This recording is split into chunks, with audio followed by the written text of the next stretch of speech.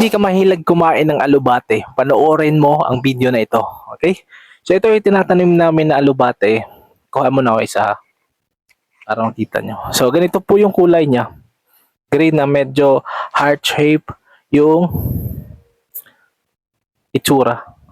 Alam mo ba na yung alubate is hindi lang very greeny at ordinary. One na dyan is vitamin A, pampaganda ng mata. Vitamin C, boost immune system, tsaka nakakatulong din mag-regenerate yung collagen. At folate, at iron, calcium, magnesium, at cooling effect. Yan yung pinakamaganda sa dahon na ito. Kung hindi ka mahilig, kailangan mo talagang matry yung alugbati na ito. Marahil sa atin hindi na uso kumain ng mga dahon na katulad nito, di ba? Pero sa pagkakalam ko, nung nag-research ako, sobrang highly nutritious yung alubate na ganito. Nagtatanim kami, tingnan nyo, yan.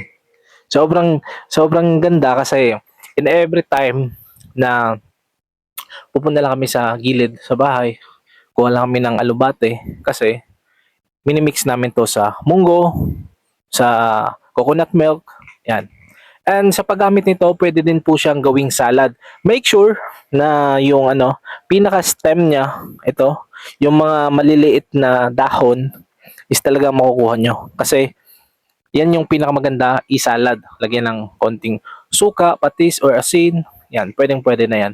Then sa tea, pwede natin ilaga as a tito. So kailangan 10 to 15 leaves na ganito. Tapos ilaga natin 5 to 15 minutes. Tapos inumin natin. Okay? And then, pwede din siya magamit. Kunyari, nasusugatan kayo, di ba? Sugatan kayo dito. So, pwede natin yan gaganito. Tapos, yung katas niya, pahid lang natin sa sugat natin. So, makakatulong yan na maghilom na mabilis. So, ganito po yung magandang katangian ng alubate. Kaya kung ikaw hindi ka kumakain ng adobo, alubate, itry mo talaga to.